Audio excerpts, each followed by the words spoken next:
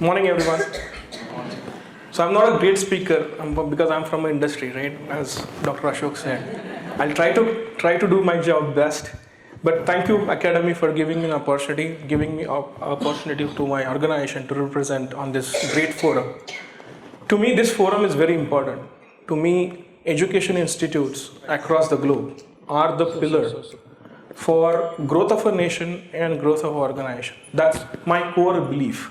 Okay, and if we, as a doctor said, if we really model it pretty well, if we change our institutes, it will definitely benefit both nation and organization.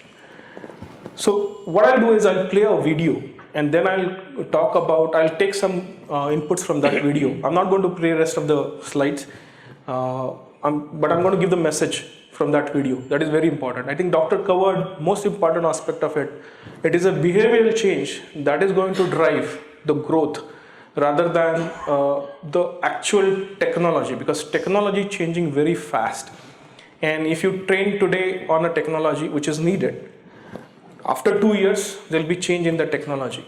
Are you going to continue training all the time? Yes, definitely is needed.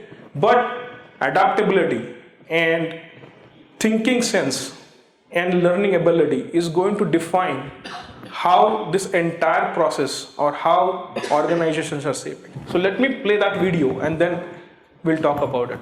So one thing is very sure, and whether you acknowledge, whether you understand, whether you want to be part of it, is business is changing.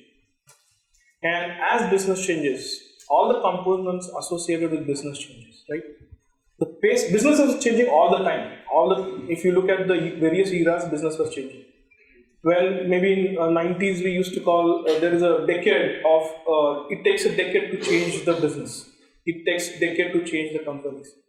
Maybe in 2000 we started saying that it takes 5 years to change the business. Today, we're thinking about business is changing within a year.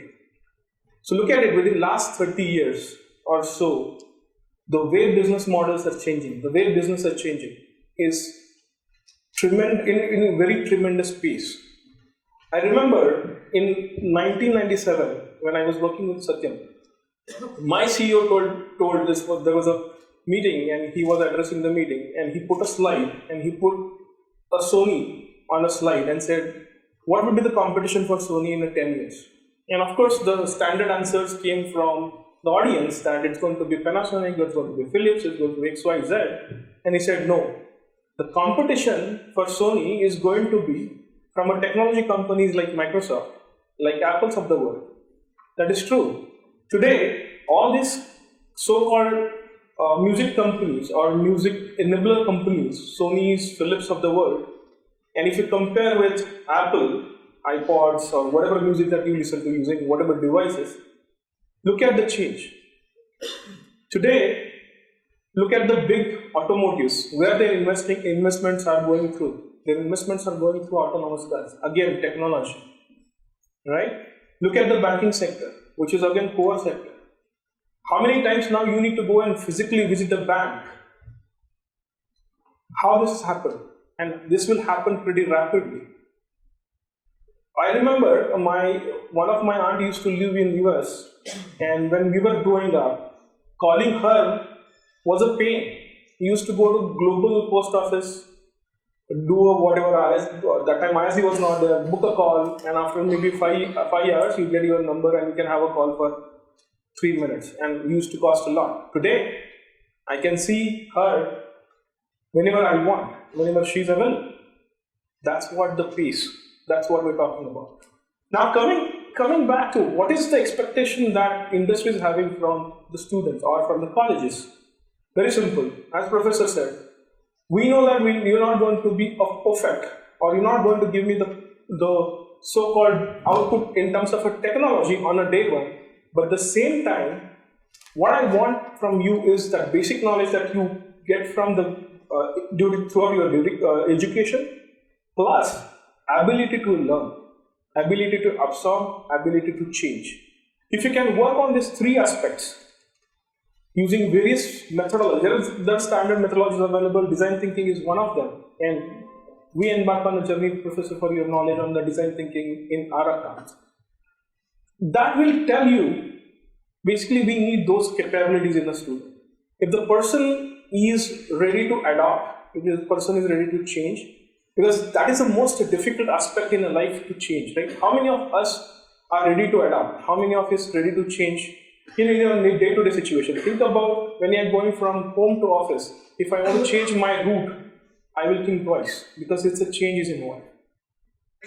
But if we groom ourselves, or if our education institutes start grooming the candidates or students accordingly, it will definitely be impactful. We are not looking for people who has a great technology skill. We will train them on technology, that we can guarantee. But if we can groom them, especially on behavioral aspect, it's going to solve majority of the problem. So business is changing, we need to change. Technology changing, we need to change. Pace of business is changing, so pace of our understanding, absorbing has to change. I think these are the three key things that I wanted to talk about. And anything during the day we can discuss. There are many questions come when I give this kind of talks in the colleges. Recently I've given it to ICT Institute. The question comes, what are the roles that industry is looking for, IT industry is looking for?